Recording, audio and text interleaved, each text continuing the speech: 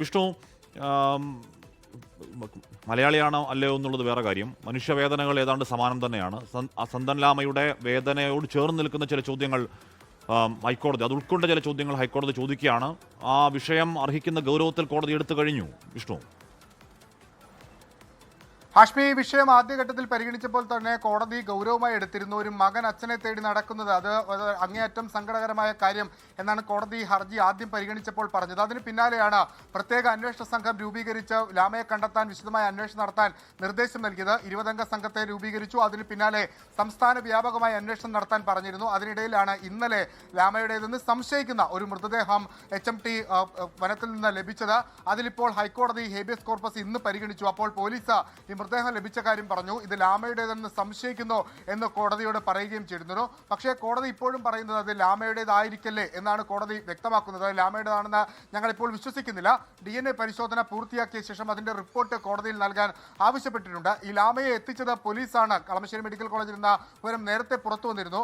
ആ ഘട്ടത്തിൽ പോലീസ് മെഹസർ എഴുതിയിട്ടുണ്ടെങ്കിൽ അതിന്റെ വിവരങ്ങൾ എന്താണ് സംഭവിച്ചത്, അതിന്റെ പൂർണ്ണ വിശദാംശങ്ങൾ നൽകാൻ ഹൈക്കോടതി നിർദ്ദേശം നൽകുന്നു. ഒപ്പം ചില വിമർശനങ്ങളും കോടതിയുടെ ഭാഗത്തുണ്ടാകുന്നു. പ്രത്യേകിച്ച് ഈ HMT ഭാഗത്തുള്ള ഈ വനത്തിൽ നിന്നാണ് ഈ മൃതദേഹം കണ്ടെത്തിയത്.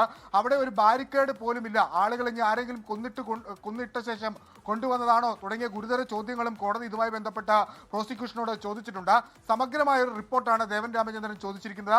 ആ റിപ്പോർട്ടിന്റെ അടിസ്ഥാനത്തിൽ ഇതിൽ തുടർ നടപടികൾ സ്വീകരിക്കും എന്നും അദ്ദേഹം വ്യക്തമാക്കുകയാണ്. ഹാഷ്മി, വിഷ്ണു, സത്യം എന്ന് പറഞ്ഞാൽ ആ റോഡെന്ന് പറഞ്ഞാൽ നമ്മൾ ഇടയ്ക്കിടയ്ക്ക് പോകുന്ന റോഡാണത്. അത് ഒരു അധോ റോഡ് പോലെയാണ്. അവിടെ എന്ത് സംഭവിച്ചാലും മനസ്സിലാവാത്ത രീതിയിലുള്ള ഒരു ദുരൂഹമായി, ഇനി ഈ പറയുന്ന പ്രേതത്തെ പേടിയൊക്കെ ഉള്ളവർക്ക് പ്രേതമുണ്ടോ എന്ന് സംശയം തോന്നുന്ന പോലെയൊക്കെയുള്ള വല്ലാത്തൊരു വഴിയാണ് അത് കോടതി പറഞ്ഞ 101% ശരിയാവട്ടോ വിഷ്ണു.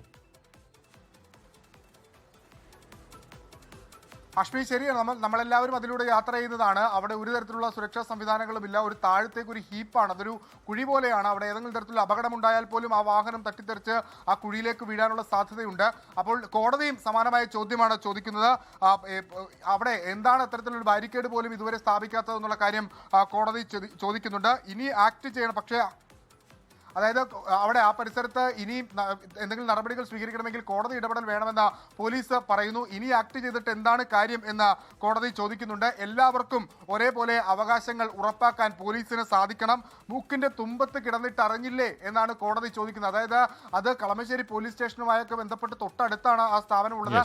ഈ കളമശ്ശേരി മെഡിക്കൽ കോളേജിലെ പരിസരത്താണ് ആ സ്ഥലമുള്ളത്. സൂരജ് ലാമയുടെ കാര്യം കോടതി വലിയ ഗൗരവത്തിൽ തന്നെ നേരത്തെ ഹേബിയസ് കോർപ്പസ് നേരത്തെ തന്നെ എടുത്താണ്. ഇന്നിപ്പോ കുറച്ചുകൂടി ശക്തമായ ചോദ്യങ്ങൾ കോടതി ചോദിക്കുകയാണ്. പോലീസിന് മറുപടി കൊടുക്കട്ടെ. ലോകത്തെവിടെയായാലും ഏത് സമയത്തും 24 വാർത്തകളും ഓഗ്മെന്റഡ് റിയാലിറ്റി പാക്കേജുകളും എക്സ്പ്ലെയിനറുകളും വിശദമായി കാണാൻ ഞങ്ങളുടെ YouTube ചാനൽ നിങ്ങൾക്ക് സബ്സ്ക്രൈബ് ചെയ്യാം.